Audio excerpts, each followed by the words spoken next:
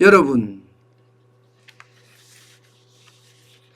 광의의 통화량, 6월 광의의 통화량은요, 그야말로 폭증했습니다. 엄청납니다. 3,411조 8천억 원이에요.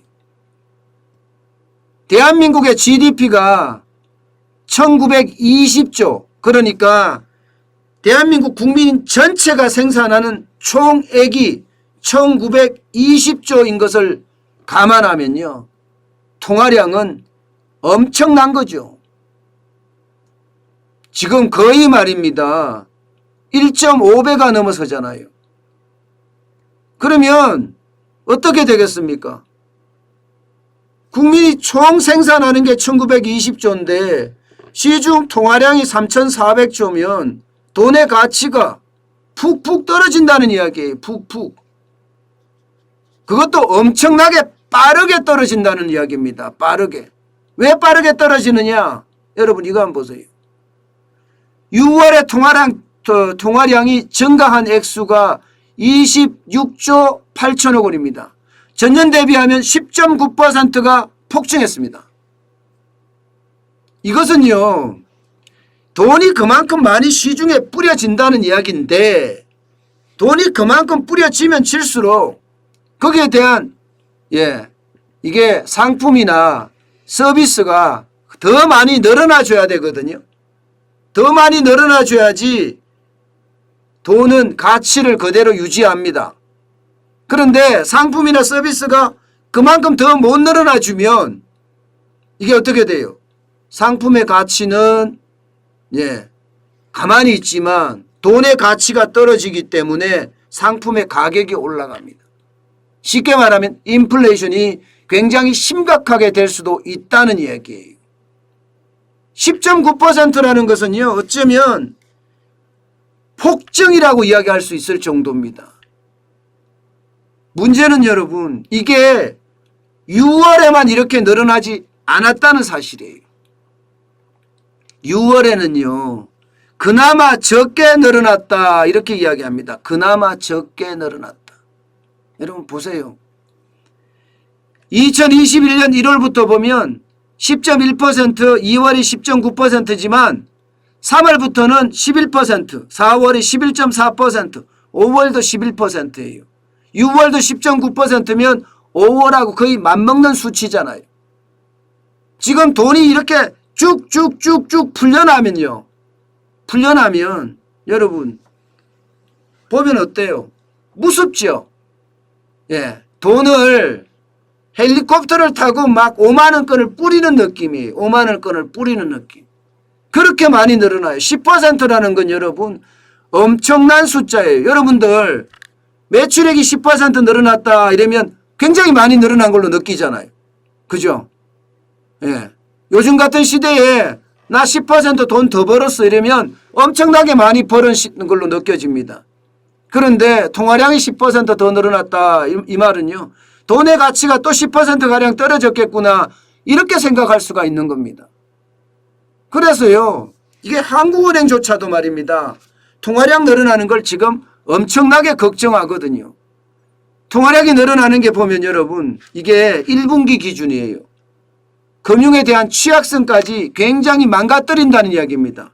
여러분 1996년 우리가 IMF 외환위기 때가 금융 취약성 지수가 100으로 봤을 때 글로벌 금융위기 2008년 9월에 73.6이었습니다. 그런데 2021년 1분기가 58.9예요.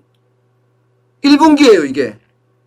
1분기에 이렇게 올라갔다는 건 여러분 또 올라갈 수 있다는 이야기예요. 더 올라갈 수 있다는 이야기입니다.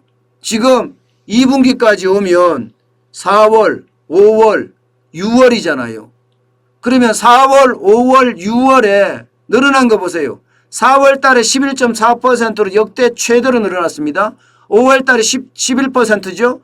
6월 달에도 10.9%입니다. 이렇게 되면 금융 취약성 지수는 어떻게 될까요? 더 높아졌을 가능성이 굉장히 큽니다. 더 높아졌을 거예요.